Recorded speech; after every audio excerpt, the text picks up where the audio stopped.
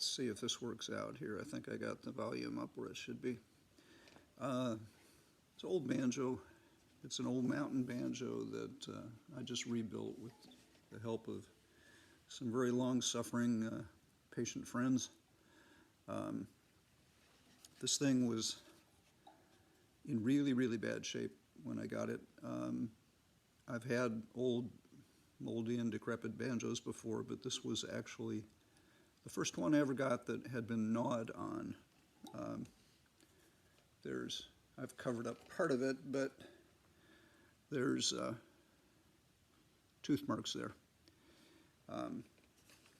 So that was part of the problem. The other part is the central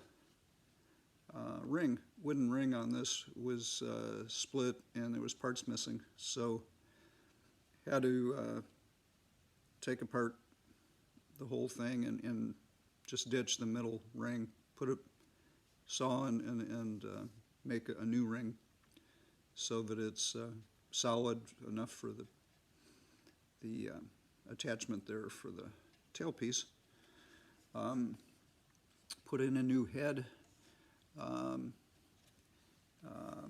There was a split, which I think you can still see, maybe, on a vertical split there between the third and the first and the second pegs.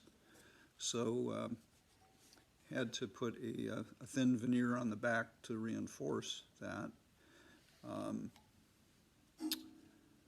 It was a real struggle to get the old screws out that was holding everything together, and there's 3 there too as well, and ended up finally going over to a friend that had a drill press, and I had an attachment that I had gotten for that actually drills down into the old screws and extracts them, and then I had a real problem finding flathead single slot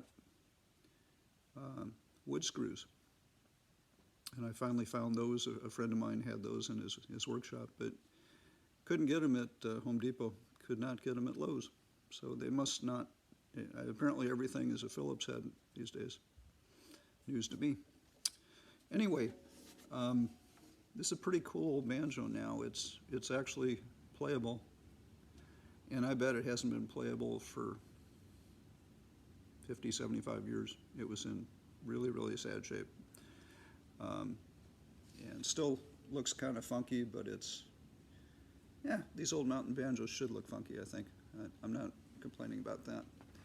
Let's give it a shot here and see if I can't get a tune out of it before it goes out of tune, because the strings are still stretching a bit.